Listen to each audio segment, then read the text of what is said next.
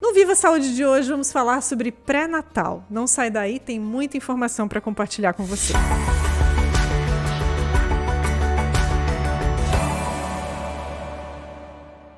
Na edição de hoje nós vamos falar sobre pré-natal, vamos falar sobre nascimento e como manter os cuidados, buscar todos os recursos necessários para que esse momento do nascimento de um bebezinho seja da melhor forma possível. Para falar sobre esse assunto, a gente conversa hoje com a médica ginecologista e obstetra, a doutora Daniela D'Agostini Marim. Muito obrigada, doutora, pela tua presença aqui. Eu que agradeço pelo convite e que bom estar aqui contigo, eu aqui participando do programa hoje, tá bem? Muita informação e quando a gente fala de pré-natal, a gente fala de prevenção, né? De recursos aí disponíveis para que tanto a mãe quanto o bebê, que são os protagonistas desse momento tão especial, vivam esse momento da melhor maneira, né, doutora? Com certeza, na verdade, assim, o pré-natal é para antecipar esse nascimento, né? A preparação para o nascimento, para a chegada dessa nova vida que vem por aí, né? Sempre falo assim, que quando nasce um bebê, nasce uma mãe, a vida da gente se transforma, né? Então é para que esse momento, né, esse novo ser que vai chegar aqui com a gente, na verdade, chegue da melhor maneira possível, né? Tanto ele quanto a mamãe, sejam tudo bem, né? Verdade. Doutora, quando começa esse processo do pré-natal? Na verdade, o pré-natal deveria começar antes da gente engravidar, né? Então, pelo menos uns 3 meses antes da gente pensar em engravidar, o ideal é que a gente fosse o ginecologista, fizesse a sua avaliação, né? Sua consulta de rotina, né? Os exames antenatais, que a gente chama, né? Para ver se está tudo ok. Então, exames para avaliar anemia, diabetes, se tem alguma alteração de vitaminas, tireoide, todos os marcadores virais, né, tipo das infecções. Então, por exemplo, toxoplasmose, rubéola, HIV, hepatite, sífilis, que são exames extremamente importantes para a gente fazer. Tudo ok, aí a gente inicia sempre o ácido fólico, né, que o ideal é que a gente inicie pelo menos 3 meses antes o ácido fólico, para prevenir as doenças do tubo neural, que a gente chama, né, que são as malformações do sistema nervoso central. E aí, a partir desse 3º mês que a gente está usando o ácido fólico, a partir daí, então, a gente está apta para engravidar. E, obviamente, que nessa consulta antenatal, a gente pode descobrir alguma doença, alguma patologia, alguma coisa que esteja ali e que a gente vai tratar para que, durante a gestação, isso ocorra da melhor forma possível, né? Sim. Porque também existem pacientes que engravidam, que já são diabéticas, que são hipertensas, que têm um problema de tireoide, né? Então, tudo isso a gente já consegue avaliar antes da consulta do pré-natal em si. Se puder fazer de uma maneira planejada, então vai sempre ser é melhor, né? né? Então, sempre que eu conseguir planejar. Obviamente que algumas vezes pode acontecer de eu engravidar sem me planejar, mas quando eu consigo me planejar, sempre é muito melhor, né? E aí, no momento que a gente engravida, então aí a gente vai iniciar o famoso pré-natal, né? Que é um acompanhamento mensal que a gente vai fazer durante os 9 meses, né? Como a gente conversou um pouquinho antes, assim, o importante é que, na verdade, a OMS, que é a Organização Mundial da Saúde, ela preconiza que a gente, nesse pré-natal, tenha no mínimo 6 consultas de pré-natal, né? Então, assim, mas que o ideal é que a gente inicie já logo que a gente descubra a gestação, vá começar para fazer os exames de novo, vai fazer alguns exames novamente, fazer um ultrassom para avaliar como é que está, tudo ok. E aí, a partir daí, todas as orientações que são importantes desde a primeira consulta de pré-natal, né? Certo? Que aí isso passa pela alimentação, atividade física e o preparo que a gente vai ter durante toda a gestação. É uma oportunidade também de tirar dúvidas, de viver esse momento de uma maneira muito mais especial ainda, né? Com certeza, né? E eu falo sempre que também, muitas vezes, na primeira consulta de pré-natal, é muito importante que o marido acompanhe, né? Que o parceiro dessa paciente venha junto, que acompanhe, né? Até porque, assim, porque ele precisa participar, porque a gente fala tanto da mãe e do bebê, mas a gente também tem que lembrar que existe um papai ali junto, né? Então, na verdade, é uma preparação para os dois, né? Então, todas as orientações, né? Então, por exemplo, assim, ó, a alimentação, né? Que a paciente tenha uma alimentação extremamente saudável. E o que inclui essa alimentação saudável? Primeiro é que a gente faça várias refeições ao dia, né? Não fique muito tempo sem se alimentar, que na gestação é extremamente importante que pelo menos a cada 3 horas a gente faça alguma refeição. Então, o café da manhã, um lanche de manhã às 10 horas, o almoço, o meio da tarde, o nosso jantar e antes de deitar. E o que é importante tudo isso, então? Que a gente faça sempre a ingesta de legumes, verduras, bastante proteína, né?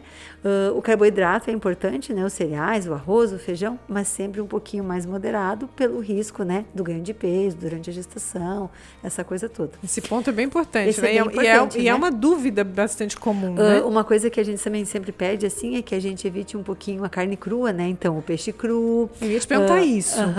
Na verdade, assim, não é que a gente... Por exemplo, tem muitas pacientes, hoje em dia, o sushi está aí na moda, né? Não é que a gente não possa comer sushi, né?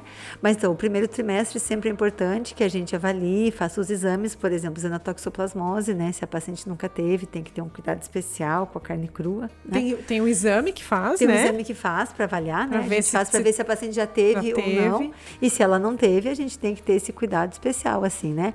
E aí eu sempre falo também que quando a paciente e a gestante estou com o desejo do sushi, quero comer o peixe cru, que a gente sempre procure, assim, um restaurante que a gente tenha boas referências, muitas vezes que a gente converse com o sushi man, né? Olha, eu sou gestante, para que eles usem um peixe que tenha sido acabado de se congelar, então um peixe fresco, um peixe, né?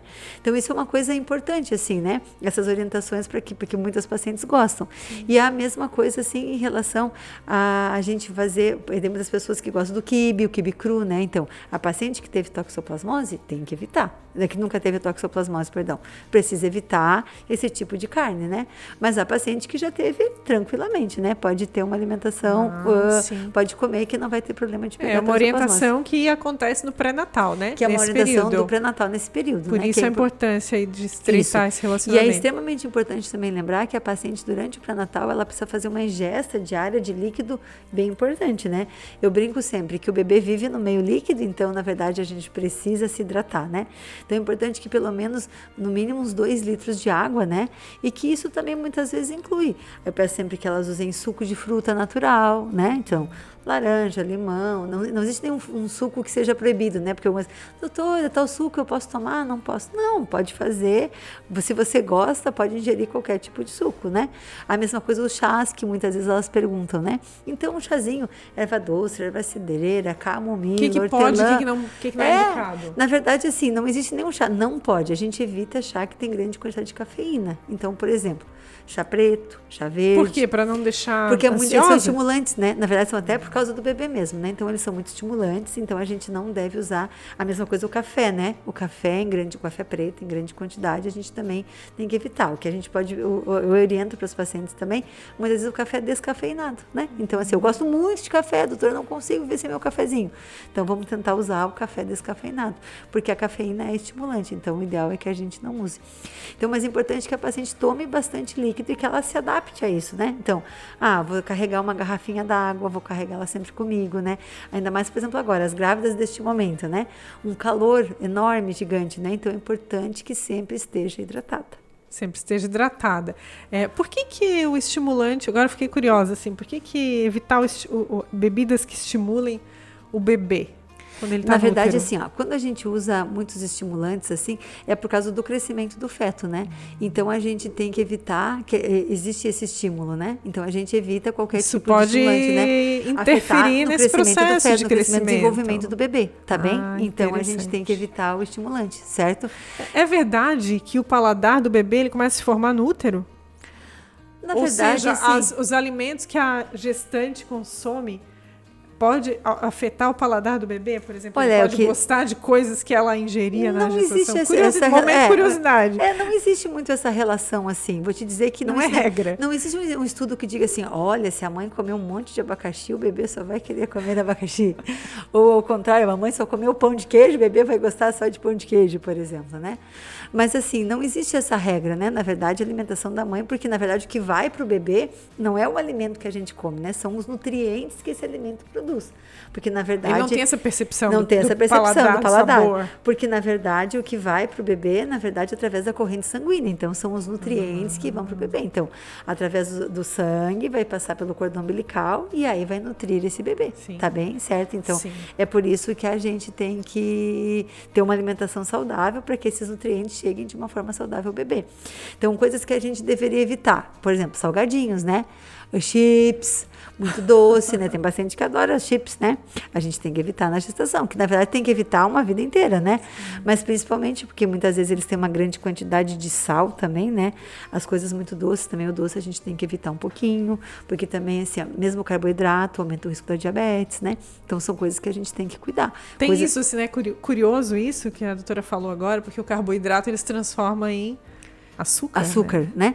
E aí aumenta muito o risco de diabetes. Tanto que quando uma paciente é diabética ou ela descobre a diabetes durante a gestação, uma das restrições é diminuir o carboidrato, né? Porque pode ter uma gestante pensando, bom, eu não gosto tanto de doce, mas eu como bastante massa, bastante... Então, pão, massa, né? Então, tudo que é macarrão, lasanha... Dá quase no mesmo, então, né? Dá na mesma... Tudo que é da farinha, né? Tudo que vem da farinha, na verdade, aí acaba se transformando em açúcar e em gordura, né?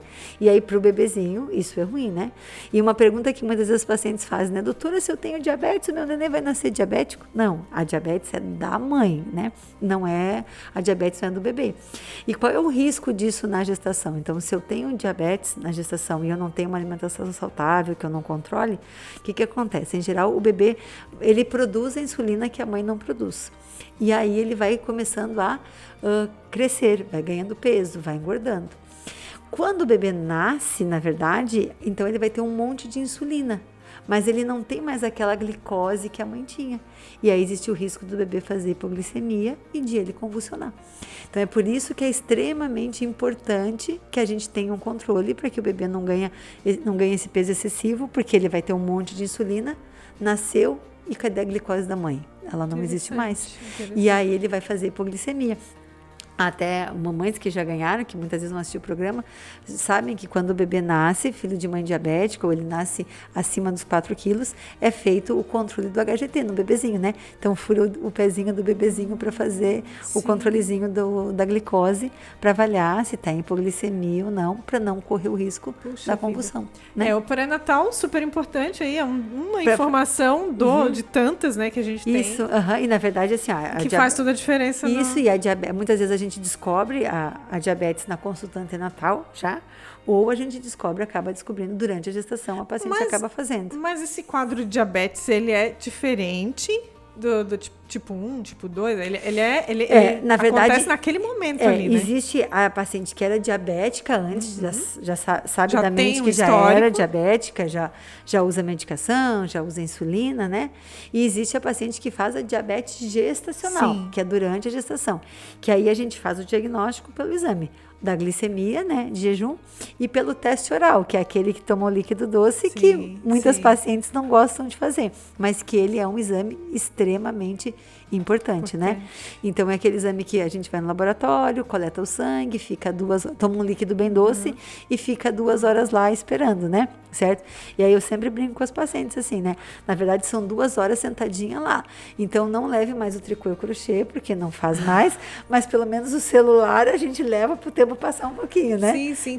Tem laboratórios, inclusive, que levam para uma salinha com ar-condicionado, Netflix, tá tudo certo. Leva um livro, porque essas duas... Porque algumas pacientes perguntam, doutora, mas eu não posso coletar o sangue e fazer alguma coisa depois? Não, na verdade eu preciso coletar e ficar essas 2 horas de repouso para poder fazer o diagnóstico correto, né? Agora, como evitar esse quadro de diabetes gestacional? Na verdade, através, não existe assim, eu vou fazer tal coisa e eu não vou desenvolver a diabetes, porque a diabetes muitas vezes pode ser, eu tenho uma história de hereditária, né? Então, eu tenho pai, mãe diabéticos, aumenta a minha chance, eu tenho uma tendência, eu tenho obesidade, aumenta o meu risco, né?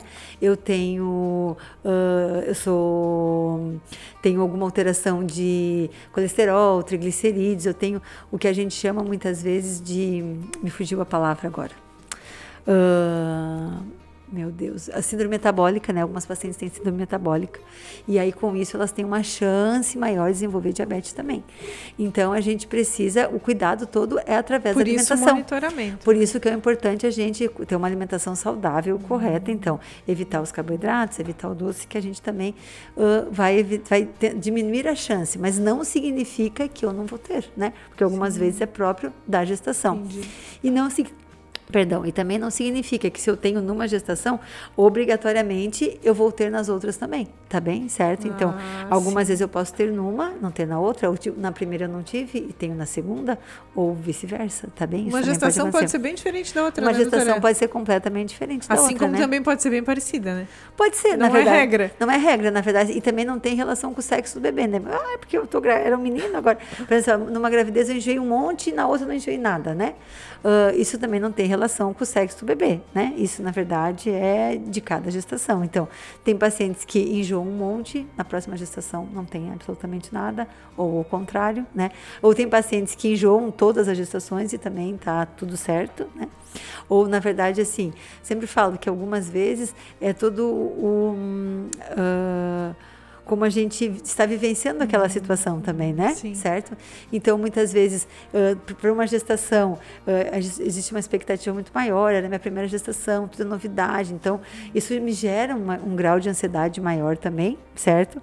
Mas também existe aquela coisa, não, eu já estou na terceira gestação, agora já estou mais tranquila, já sei que essas coisas acontecem mesmo, então isso também faz... Lida melhor com a situação, claro, lida melhor né? com a situação, com certeza. Já que tu falasse do enjoo, que, assim, é tão comum, comum, na gestação, mas, ao mesmo tempo, é um desconforto bastante grande, né? Como lidar com o enjoo da melhor maneira? Na verdade, assim, em geral, o enjoo da gestação, né? Ele vai mais ou menos até o terceiro mês, né? Até mais ou menos 12, 13 semanas. Então, nesse primeiro trimestre, que a gente chama assim, é porque uma das teorias, a gente não sabe exatamente por que acontece enjoo, mas a principal teoria é a presença da gonatrofina coriônica, que é o beta-HCG, que é o hormônio da gestação. Então, no primeiro trimestre, em geral, a gente tem um beta-HCG bem elevado, porque a gente tem lá o corpo lúteo, no ovário, que está mantendo a nossa gestação. E aí a gente tem um aumento dessa gonatrofina coriônica. E aí, quando vai chegando perto do terceiro trimestre, do final do terceiro trimestre, na verdade, a placenta vai assumindo a gestação, né? Então, esse corpo lúteo vai diminuindo, vai regredindo, e o HCG vai diminuindo. Então, na maioria das vezes, você conhece muitas pacientes, talvez você é o que chega lá no terceiro trimestre, meu Deus, no terceiro mês, parece que tirou com a mão, né? E é pela ação hormonal. Então, o cuidado é sempre alimentação, várias vezes por dia, pouquinho, e na verdade procurar comer coisas mais secas, evitar muito molho, muito condimento, né? Que a gente deve evitar nesse período assim, porque essas coisas, e evitar tomar líquido. Então, eu me alimentei, espero pelo menos uns 30 minutos para tomar o líquido também, porque aí se eu como um monte e encho o estômago, daqui a pouco tudo isso e me dá mal-estar de novo. Sim. Até porque a grávida também tem assim, né? Come, se sente empachada, já tô cheia. Passou um pouquinho, daqui a pouco, já tô com fome de novo, né? Então... o espaço mudou, né? O espaço muda. Então, a gente tem que ter esse cuidado da alimentação várias vezes, pouquinho de cada vez, e uma alimentação um pouquinho mais seca, evitar o molho, o condimento, isso a gente tem que evitar um pouquinho. E aí, obviamente, que muitas vezes vai ser necessário usar medicações, né? Certo? É possível, né? É possível. Então, sempre acompanhada. Existem várias medicações que podem ser usadas, que são extremamente seguras na gestação, que são usadas. E, claro, tem casos graves de pacientes que têm muito vômito e precisam internar, fazer medicação na veia. Tem casos, né? Inclusive, que duram a tem gestação tem quase pacientes toda, né? que vão a gestação inteira. Então, em geral, a maioria delas vai regredir até o terceiro mês. Mas tem pacientes que vão até o final da gestação com enjoo, né? E aí não existe, assim, uma medicação, olha, eu vou te dar essa medicação e vai melhorar. Não vai, não existe isso, né? Na verdade, a gente tem medicação que vai ajudar, mas que curar, né? Não, vamos tomar isso. É mesmo, por exemplo, assim, se eu tenho uma amidalite, eu vou lá e tomo antibiótico e me curei. Não adianta, né? Tem que passar pela experiência também. Tem que passar também. pela experiência. Se tiver que passar, vai ter que passar, Com né? certeza. Doutora, falando dos exames todos do pré-natal, né? A gente sabe aí, a gente acabou de comentar sobre um deles, né? Mas tem aí vários exames que são necessários ao longo desses meses, então, né? Quais assim, são? Vamos falar primeiro dos exames de sangue, de urina laboratoriais, né? Então, a gente tem que saber primeiro a tipagem sanguínea, né? O tipo de sangue da mãe, né? Porque existe o sangue. Se a mãe for negativa, precisamos saber o tipo de sangue. RH negativo, né? RH negativo. Se a mãe tiver RH negativo, a gente precisa saber o tipo de sangue do pai, né? Se o pai for negativo, tudo certo. Se o pai for positivo, é o que a gente diz que o sangue não combina, né? E aí, a partir daí, a gente acompanha mensalmente com um exame chamado CUMBS indireto, que a gente faz durante toda a gestação, vai acompanhando. E aí, quando o bebê nasce, se faz o exame do sangue do bebê. Se o bebê é negativo igual a mãe, tudo certo. Se o bebê é positivo igual o pai, a mãe precisa fazer uma injeção que se chama Matergan, que é para prevenir que ela faça anticorpos contra aquele sangue que ela entrou em contato. Caso tenha uma segunda gestação. Para segunda gestação, porque assim, o risco nunca é na primeira gestação, é da segunda gestação em diante. Então, se o bebê for positivo, a mãe sempre vai fazer, se eu ficar grávida 10 vezes, e todos os meus filhos forem positivos, 10 vezes eu vou ter que fazer uma Matergan. Essa aí. Então, primeiro é a tipagem sanguínea. Depois a gente faz o hemograma, que é para avaliar a anemia, né? Então, se a paciente, a gente usa na gestação o ferro, né? A gente vai usar o polivitamínico, né? Então, o ácido fólico, vitamina D. Essa suplementação. A suplementação, né? Vai usar ferro também. E é muito comum a paciente fazer o que a gente chama de anemia fisiológica, né? Então, na verdade, ela tem um pouquinho de anemia, porque como ela tem uma hemodiluição, ela tem mais líquido circulante no corpo, o nosso hematócrito acaba caindo, né? Então, com isso, a gente vai acompanhando, né? Então, sempre vai fazer a reposição de ferro desde o início, né? Mas a gente tem que acompanhar, porque algumas vezes a paciente acaba fazendo realmente anemia, e aí, com isso, tem que fazer uma reposição, além só da suplementação, mas sim o tratamento da anemia na gestação. Aí, a gente tem os marcadores virais, né? Que são sífilis, HIV, hepatite B e hepatite C, que são exames que a gente faz de rotina em todas as pacientes, tá bem? O exame da toxoplasmose, que a gente já conversou um pouquinho também, né? Alguns médicos pedem de rotina no pré-natal a rubéola, mas que hoje em dia no Brasil praticamente todas as pessoas são vacinadas, então a maioria das pessoas já teve rubéola ou pelo menos já foi vacinada, certo? O exame da tireoide, que é extremamente importante para a gente acompanhar também, para descobrir, por exemplo, algumas pacientes não têm nenhum problema de tireoide, mas na gestação acaba fazendo um hipotireoidismo muitas vezes. E aí tem que fazer o tratamento, usar medicação, para que o bebê também não tenha problemas futuros, né? Importante fazer um parênteses aqui, porque tudo que esses exames, eles são pedidos, eles são feitos, porque há um recurso, né? Para tratar. Via de regra, né? Há um recurso para tratar em tempo, né? Na verdade, a única coisa que a gente não consegue fazer prevenção, por exemplo, é a rubéola, né? Então, se eu pegar rubéola na gestação, eu não tenho um tratamento para rubéola. Mas, por exemplo, assim, ó, se eu tenho sífilis, né? Eu vou conseguir tratar para não passar sífilis para o meu bebê. Se eu sou HIV positivo, por exemplo, eu vou fazer o tratamento durante a gestação, o que vai evitar a né? Então, a gente sabe que a mãe que faz o tratamento durante a gestação e que durante o parto e no pós-parto o bebê faz o acompanhamento também, a chance de transmissão vertical, que a gente chama que é da mãe para o bebê, ela diminui muito, né? Então, a gente consegue praticamente zerar essa chance de transmissão se a gente faz o diagnóstico, faz o acompanhamento e faz todo o procedimento certinho. Então, a gente previne que o bebê também nasça com a doença, né? E aí, então, são todas que a gente consegue tratar e fazer todo o acompanhamento. Sim. Então, além dos exames laboratoriais, a gente também tem os ultrassons, né? Então, o ultrassom no primeiro trimestre, muito importante, é o ultrassom da translucência nucal, né? Que é aquele que a gente faz para avaliar se o bebê não tem o risco de ter alguma cromossomopatia, então algum tipo de síndrome, né?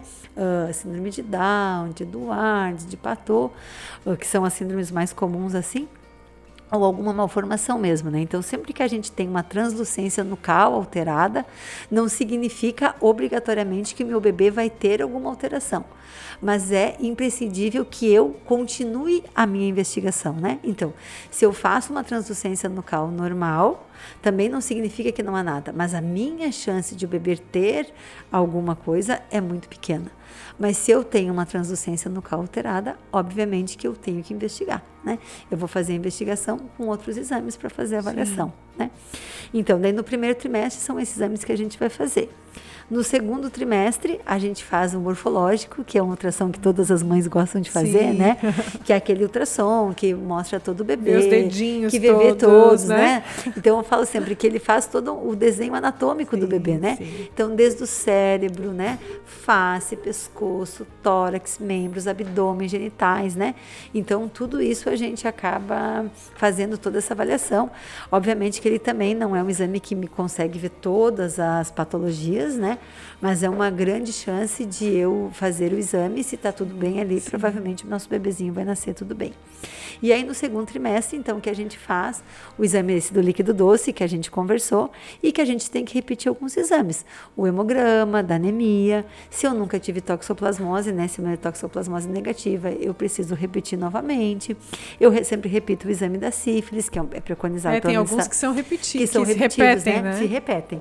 E aí lá no final, no terceiro trimestre, eu repito todos os exames praticamente que eu fiz no início, e aí eu tenho um exame diferente, que muitas pacientes não gostam de fazer, que é o do cotonete, que é um que a gente coleta a secreção da vagina e do ânus, que a gente faz a partir da 35ª semana, que é um exame para detectar se eu tenho uma bactéria, que é o estreptococo, que pode passar no parto, né, para paciente. Então, é um cuidado que a gente tem que ter a partir muito de importante, né? Muito importante, muito né? importante. Na verdade, o exame do estreptococo é extremamente importante porque ele evita, né, que o bebê desenvolva alguma infecção, até uma sepse, que é uma infecção generalizada. Pode trazer um risco enorme para o bebê, pode levar né? até óbito, né? Então, Exatamente. muitas vezes a gente não sabe, né?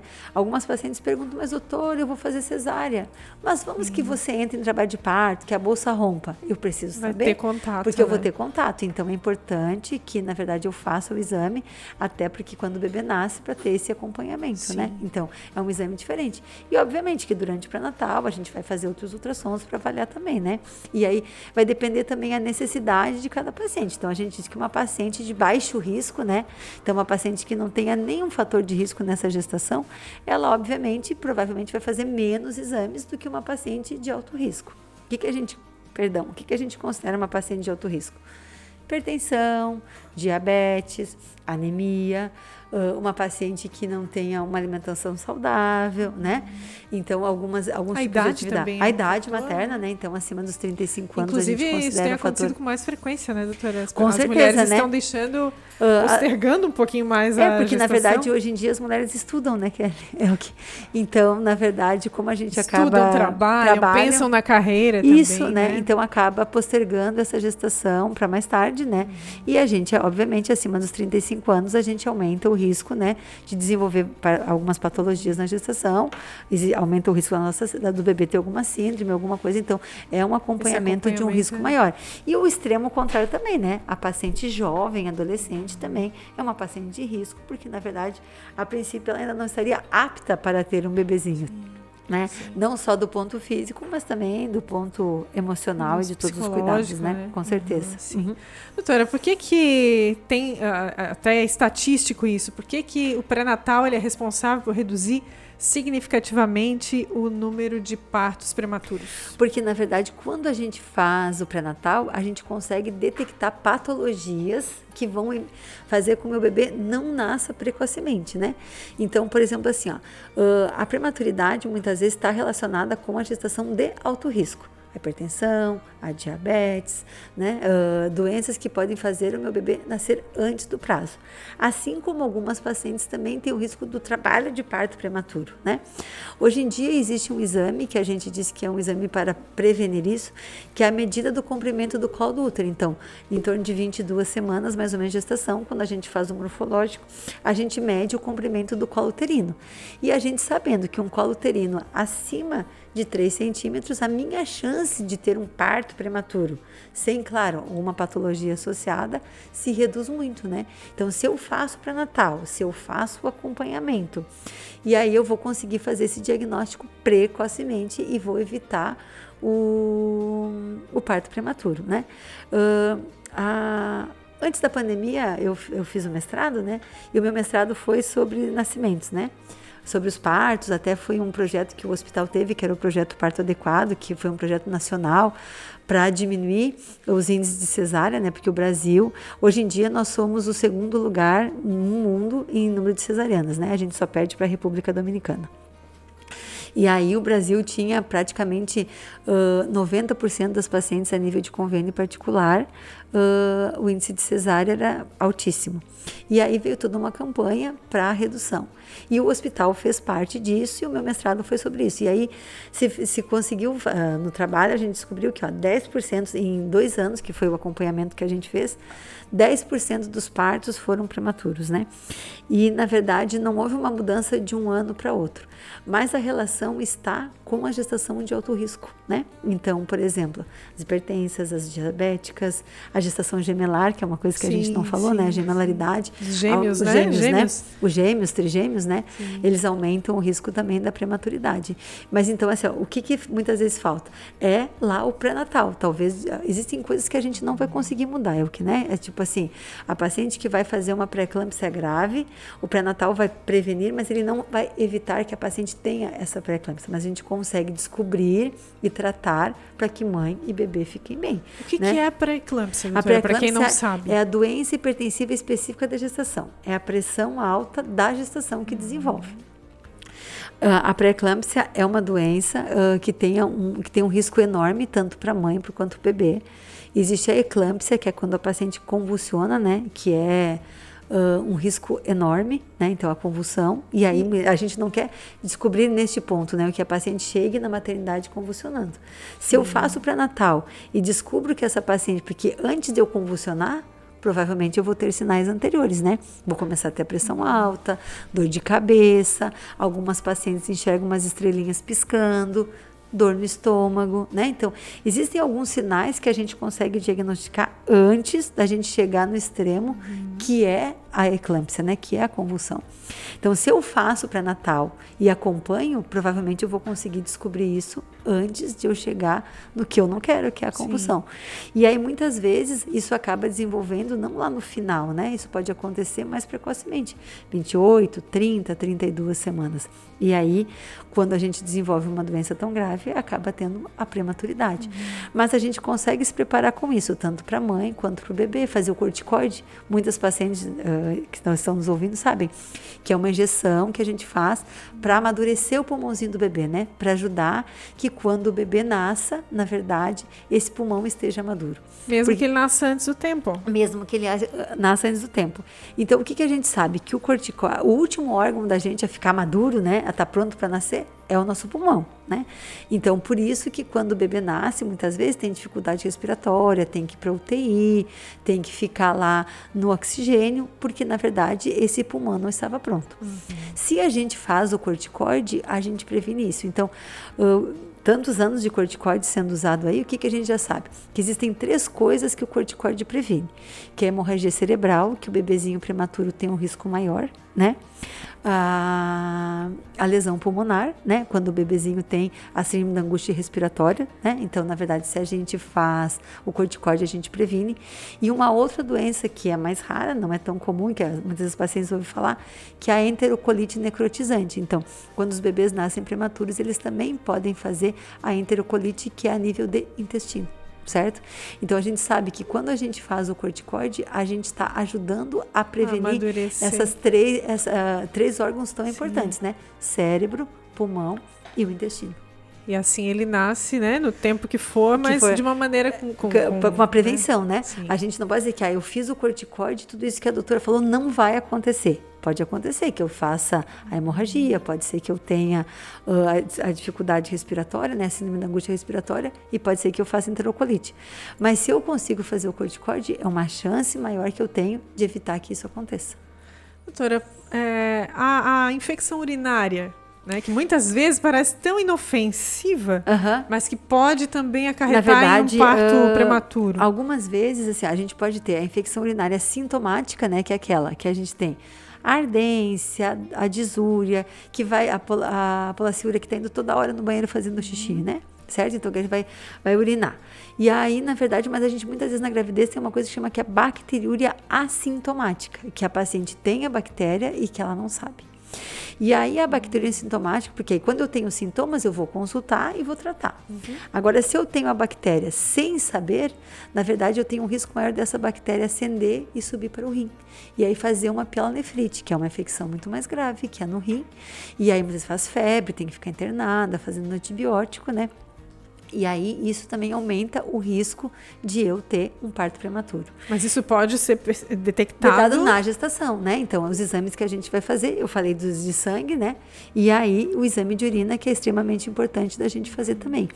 Uma coisa que é muito importante, assim, que não só durante a gestação, mas uma vida inteira, que sempre que a gente vai ao banheiro, fomos ao banheiro, como que a gente tem que se limpar?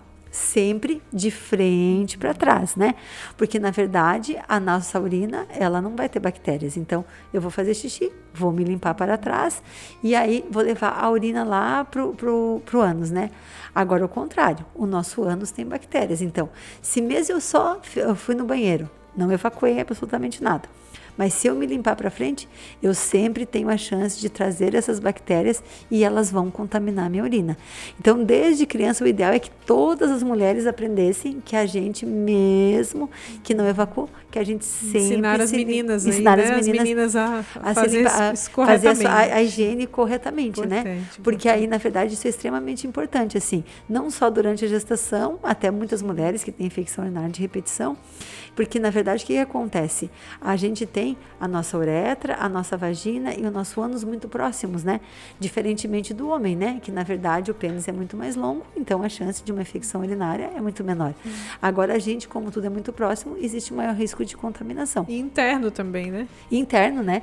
Na verdade, a gente só consegue ver examinando, né? Não consegue olhar, tem alguma coisa aqui, né? Diferente do homem, né? Que olha e já percebe. Sim. A gente não, a gente precisa ir ao ginecologista para consultar, para poder fazer a avaliação, né? Mas tem um fator aí agravante da gestante, que é a imunidade dela também cai um pouquinho, né? E aí acabam acontecendo algumas situações, como a candidíase, por exemplo. Na verdade, na gravidez, a gente tem uma imunidade mais baixa, né? Na verdade, o nosso bebê é um componente externo, porque a gente tem o nosso componente materno, mas a gente tem o componente paterno do pai. Então, muitas vezes, o nosso organismo interpreta como ele sendo um corpo estranho. E aí, o que o nosso organismo faz para fazer isso? Para ele não dizer assim, não, mas tem uma coisa estranha aqui, vamos eliminá-la, né? A gente vai fazer o quê? O organismo entende que eu tenho que diminuir a minha imunidade. Então, para mim poder não eliminar esse bebezinho que está ali, certo? Então, a nossa imunidade diminui. Com isso, a grávida tem mais chance da candidíase, né? E mesmo das infecções. É a mesma coisa. Na gestação, o risco das infecções respiratórias são maiores.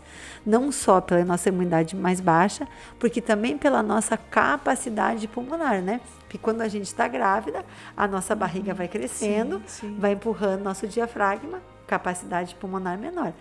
A gente já sabe quando está grávida, tem que parar de vez em quando encher o peito de ar, né? Muda tudo, Muda tudo. Quase então, tudo, assim, 99% das coisas. A gente fica diferente. Com o passar do tempo, até a maneira que a gente vai caminhando, isso tudo, né? São as mudanças que a gente vai tendo dessa adaptação, né? Doutora, tu acredita que está acabando essa conversa? Já? Não, eu nem olhei meu roteiro aqui, porque tinha tanta coisa para perguntar, apesar de já ter vivenciado aí duas gestações.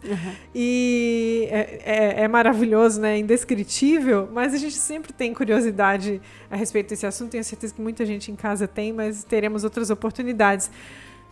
Para a gente finalizar essa conversa, já que falamos de imunidade aqui, estamos falando de cuidado, prevenção, a gente está vivendo ainda uma pandemia, agora com o agravante da influenza, né? É indicado tomar as vacinas, Sim, né? A grávida, na verdade, durante a gestação, a gente tem obrigatoriamente a vacina da difteria, tétano e coqueluche, que elas fazem todas a partir de 20 semanas, é o ideal que faça. A paciente que não teve hepatite B, ou que não é vacinada, a paciente que, não é vacinada para hepatite B, o ideal é que ela faça a vacina. E agora, a vacina do Covid é extremamente importante, assim como a influenza, né? Na verdade, toma todas, né? Então, assim, e o Covid também, muitas pacientes têm medo da vacina e tudo. Eu sempre oriento, né, que, na verdade, a vacina previne doenças, né? Na verdade, é sempre melhor a gente prevenir do que a gente remediar. Então, a vacina é indicada para gestante, né? O que no Brasil é liberado? A Coronavac e a Pfizer. A AstraZeneca e a Johnson, elas não são liberadas para gestante pelo risco de tromboembolismo, né? Mas a vacina da Pfizer e a Coronavac são liberadas e os pacientes devem fazer a vacina, né?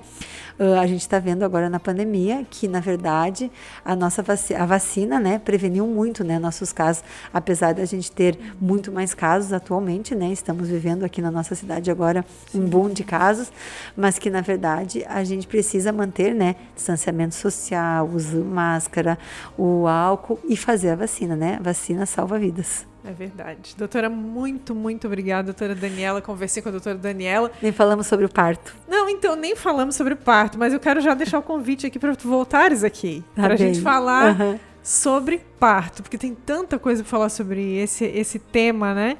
E, enfim... Eu que agradeço pelo convite. Eu que agradeço pelo convite, né?